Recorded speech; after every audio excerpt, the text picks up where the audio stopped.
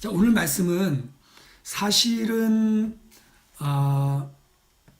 어디서부터 봐야 되냐면 47장서부터 봐야 됩니다. 47장 13절부터 48장을 봐야 되는데 좀 너무 길어서 47장은 좀 설명으로 마치도록 하겠습니다. 제가 아까 이게 카톡에는 올렸는데요, 여러분. 제가 지금 여기에 올리려고 하는데 잘 안 올려져서 지금 박성혜 집사님 외에는 다 우리 카톡에는 제가 지도를 올려드렸습니다. 그건 뭐냐면 오늘은 땅 분배예요. 이 47장, 48장에서는 땅 분배가 나오는데 이 땅 분배는요, 이스라엘의 모습은 이쪽에 지중해가 있으면 여러분 볼 때 어느 방향인지 모르죠. 이쪽에 지중해가 있으면 이렇게 요단강이 흐르고요. 여기 사해가 있습니다. 갈릴리가 있고요. 그래서 이쪽으로 이렇게 좁게 해서 이렇게 네게브까지 있는 게 현재의 이스라엘입니다. 그래서 이렇게 생긴 땅인데 지금 이들에게 할애해 주는 땅은 동쪽에 있어서는 요르단까지 이렇게 좀 포함하는 땅이라서 좀 그거보다 넓게 나와 있고요. 사실은 여호수아가 가서 제비 뽑아서 차지하게 한 땅, 각 지파별로 들어가서 정복해서 뺏어야 됐던 땅이에요. 근데 지금 에스겔서 48장은 아주 동일하게 분배를 해주고 있습니다. 제일 가운데, 아마도 예루살렘 중심이겠죠. 제일 가운데는 하나님께 구별하여 드리는 땅, 25,000척 만척, 25,000척 만척, 그 다음에 5,000척으로 해서 그 가운데 성읍을 두고 제일 중앙에 성소를 두는 거죠. 그 다음에 양쪽 땅은 왕에게 주었습니다. 그리고 나서 위에로 가까운 데서부터 유다로 시작해서 7개의 지파에게 나눠주고 아래로는 5개의 지파에게 나눠주는 겁니다. 그 이야기를 쭉 쓴 거예요. 그래서 47장에는 경계선은 지금은 여러분이 읽어야 뭐 지도 놓고 읽지 않는 이상은 이런 거구나, 그냥 글자구나 이렇게 인식할 정도입니다. 그러니까 북쪽의 경계선은 이렇게 다메섹 경계, 핫살에선 뭐 기타 등등 해가지고 이렇게 이게 북쪽의 경계고, 서쪽은 이렇게 해서 요단강으로 내려오고, 그 다음에 남쪽은 이렇게 해서 올라가고, 그 다음에 서쪽은 대해고, 이렇게 해서 이제 사방의 경계를 정한 다음에 가운데 땅을 놓고 나머지를 이렇게 북쪽에서부터 쭉쭉쭉쭉 나눠 온 게 12지파로 나눠 온 게 성경의 내용입니다.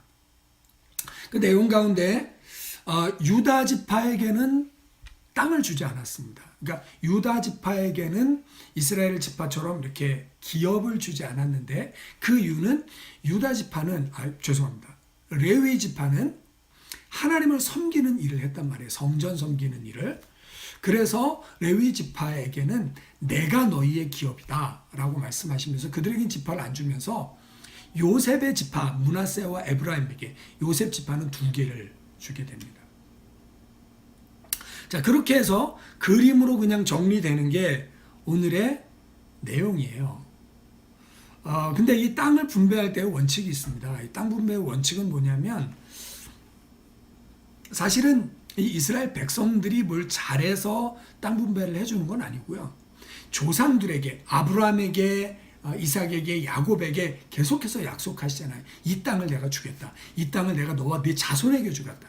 대대로 주겠다라고 하나님이 약속을 하셨단 말이죠. 그런데 지금 이스라엘 백성들이 범죄해서 그 땅을 빼앗겨 버렸어요. 그 약속을 기억하시고 그 땅을 다시 이스라엘에게 주겠다 말씀하시는 겁니다. 그런데 이때 땅을 분배하는 원칙이 공평하게입니다. 공평하게. 그래서 옛날에는 주로 므낫세가 이만큼, 에브라임이 이만큼 막 이렇게 했다면 가운데 땅을 중심으로 해서 거의 동쪽에서 서쪽까지, 동쪽에서 서쪽까지, 동쪽에서 서쪽까지, 동쪽에서 서쪽까지 이렇게 해서 거의 그 동등하게 분배가 되는 그런 모습을 볼 수 있습니다. 그러니까 에스겔서에 나와 있는 것은 이 사각형, 전후 좌우가 똑같은 거예요. 변함없는 그 하나님의 성품. 온전하신 하나님의 성품처럼 정의와 공의가 실현되는 나라가 바로 이 에스겔서에서 그리고 있는 나라입니다. 심지어는 그들 가운데 머물러 살던 타국인들, 그래서 아이를 낳고 함께 살고 있는 타국인들에게도 제비 뽑아서 기업을 나눠줘라, 이렇게 표현하고 있습니다. 그러니까 공평함으로 땅이 분배가 되었습니다. 자, 그렇게 지파별로 이제 땅이 분배가 되었고요. 가운데 땅은 여기 가운데 땅은 있겠군요. 보시면 여기 올려드린 것처럼 가운데 빨간색으로 나와 있는 데가 하나님께 올려드리는 그 땅입니다. 그리고 그 가운데 빨간 게 성소예요. 그리고 그 위에는 레위인이 쓰는 땅이 25,000척 만척이 있고요. 그 아래는 이스라엘 전체가 쓰는 땅이 25,000척 만척이 있습니다. 그런데 그리고 이제 그 양쪽으로는 왕이 군주에게 이 양쪽으로는 군주에게 돌려드리는 땅. 군주에게 주는 이유는 자기 땅이 있으면 백성들 거를 빼앗지 않으니까 그렇게 제도적으로 마련해 주신 거라 그랬습니다. 그러면서 그 위로 단부터 유다까지 7지파, 아래는 벤자민부터 갓까지 5지파 주게 되었고요.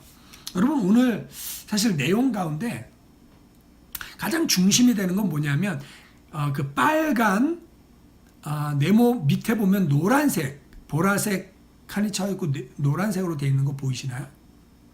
거기가 성입니다. 5,000척. 원래는 4,500척으로 하고 그다음에 양쪽에 250씩의 들을 두면서 성을 만드는 거예요. 근데 그 성을 만들었는데 그 성읍은 문이 12개입니다. 그래서 각 지파의 이름을 따라 여기에는 레위 지파 이름이 들어가면서 요셉 지파 2개도 합쳐서 요셉으로 명명이 되게 됩니다. 그래서 뭐 북쪽은 루벤, 유다, 레위, 동쪽은 요셉, 베냐민, 단, 남쪽은 시므온, 이사갈, 스불론, 서쪽은 갓, 아셀, 납달리. 그래서 여러분 이렇게 이제 여호와 삼마라는 이름의 성으로 붙여지게 됩니다. 자, 에스겔서의 결론이에요. 에스겔서의 결론인데 그 결론은 뭐냐면 여호와 삼마. 여호와 삼마가 얌마는 아닙니다. 예. 하나님의 이름 중에 여호와 삼마라는 건 뭐냐면 여호와께서 거기 계신다. The Lord is there. 하나님이 거기에 계신다라는 거예요. 자, 이스라엘 가운데 하나님의 성전이 거합니다. 그리고 하나님은 그 들어오신 동편문으로 원래 집 나가셨었잖아요. 성전을 떠나셨었는데 그 다시는 나가지 않겠다. 그리고 내가 너희와 함께 거하겠다라고 말씀하셨단 말이에요. 그 하나님이 이제는 이 성읍 가운데 그 성읍 이름도 여러분 여호와 삼마, 하나님이 거기 계신다라는 이름으로 고쳐 부르게 했다는 것이죠. 요한계시록 22장 이렇게 보면 하늘에서 새 예루살렘이 내려옵니다. 새 예루살렘도 네모 반듯합니다. 그리고 거기에도 12진주문이 있고요. 그 12진주문도 역시 이스라엘의 12지파의 이름을 따라 기록되게 됩니다. 물론 이게 그 요한계시록의 그 새 예루살렘과 정확하게 일치되느냐, 그거는 어떤 사람은 그렇다고도 하고 어떤 사람은 그렇지 않다고도 해요. 그런데 분명한 건 요한계시록의 그 모습도 이 에스겔의 성전을 통해서 우리가 바라볼 수 있다는 것입니다. 근데 뭐 오늘은 그런 이야기를 다 떠나서 그 성의 이름이 뭐라고 불리냐면 여호와 삼마라고 불리는 거예요. 하나님이 그 가운데 계신다. 자, 그러면 여호와 삼마라는 이 이름을 마태복음은 어떻게 풀이를 했을까요? 마태복음 1장 말씀에 보면 이렇게 나와 있습니다. 보라, 처녀가 잉태하여 아들을 낳을 것이요 그 이름은 임마누엘이라 하리라. 그래서 우리가 찬양했죠. 임마누엘, 임마누엘, 그의 이름 임마누엘. 우리와 함께 하신, God is with us. 우리와 함께 하신 하나님이세요. 자, 그러니까 죄로 물든 이스라엘, 아직 포로기를 반도 지나지 않은 그들에게 앞으로 35년 후에 있을 이스라엘의 포로 귀환. 그래서 너희를 내 고토로 다시 모아드리겠다.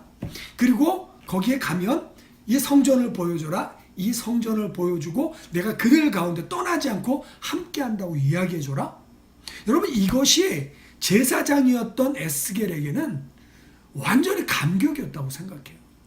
저는 에스겔의 결론이 여호와 산마로 나게 되면서 난 에스겔이 그 환상 보고 나 이제 죽어도 좋다 이렇게 아마 생각했을 거라고 생각합니다. 원이 없다. 우리가 지금 포로기의 중간에 있는데 하나님이 우리를 죄악으로 징벌하실 뿐만 아니라 하나님 우리를 회복할 것도 생각하고 계신다. 그리고 우리 가운데 거하시면서 우리를 떠나지 않겠다고 약속하신다. 그래, 이 하나님 우리의 소망이다.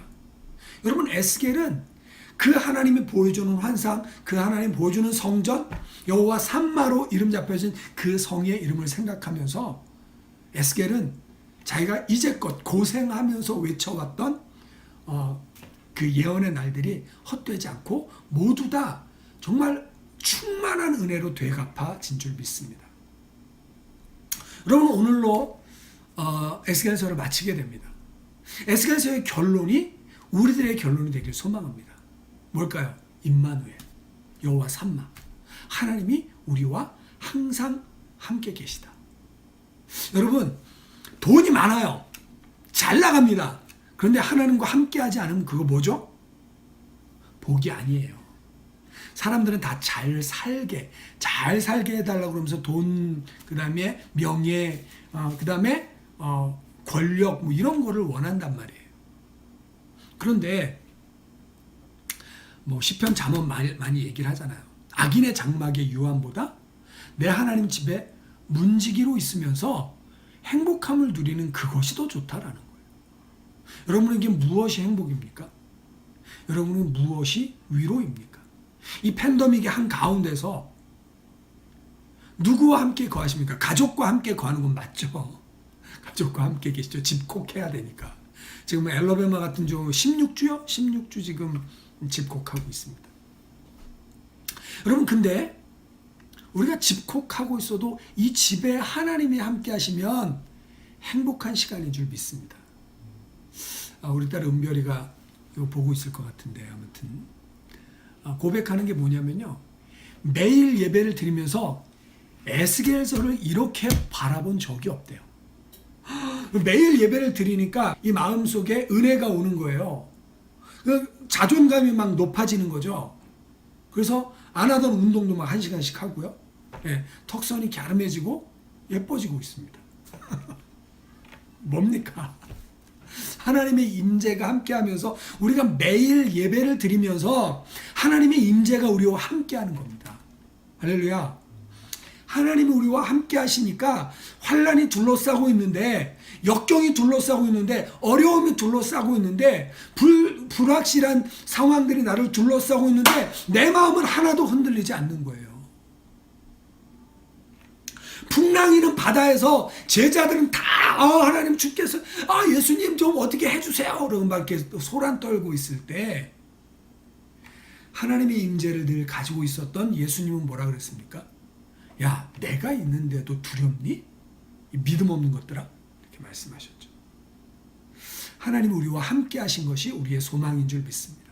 여호와 삼마, 임마누엘, 이것이 우리 인생의 결론이고 이것이 우리 인생의 여러분에게 이 은혜가 임하기를 예수님의 이름으로 축원드립니다. 요한복음 14장 18절에 예수님이 약속하신 거에 내가 너희를 고아와 같이 버려두지 아니하고 너희에게로 오리라. 고아와 같이 너희를 버려두지 않으리. 그리고 성령을 보내주셨단 말이에요. 여러분, 하나님이 하늘에만 계시고 예수님이 땅으로 올라오셨다 가시기만 한 게 아니라 성령을 보내주셔서 그분이 우리와 함께 하신다는 겁니다. 히브리서 13장 5절 돈을 사랑치 말고 있는 바를 족한 줄로 알라. 그가 친히 말씀하시기를 내가 과연 너희를 버리지 아니하고 과연 너희를 떠나지 아니하리라. 한번 따라하겠습니다. 내가 너희를 버리지 아니하고 떠나지 아니하리라. 아멘. 이게 우리를 향한 하나님의 약속이고 에스겔서의 결론입니다. 오늘 저와 여러분이 에스겔서를 마무리하면서 이 은혜를 가슴으로 확 받으셨으면 좋겠습니다. 가슴을 넓게 여시고 이 말씀을 확 받으세요. 하나님이 나를 버리지 않으시고 하나님이 나를 떠나지 아니하시고 하나님이 여기에 나와 함께 하시면서 God is with us. 하나님이 항상 나와 함께 하시면서 나를 이끄신다. 여러분 이것이 저와 여러분에게 결론이 되어서 하나님은 우리의 소망은 무너졌지만요. 우리의 현실은 처참하지만 하나님의 계획은 변함없는 줄 믿습니다. 하나님의 계획은 아직도 우리를 끌어당기고 있어요. 그 하나님의 은혜에 끌려 사시는 저와 여러분들 되어지시기를 예수님의 이름으로 축원드립니다.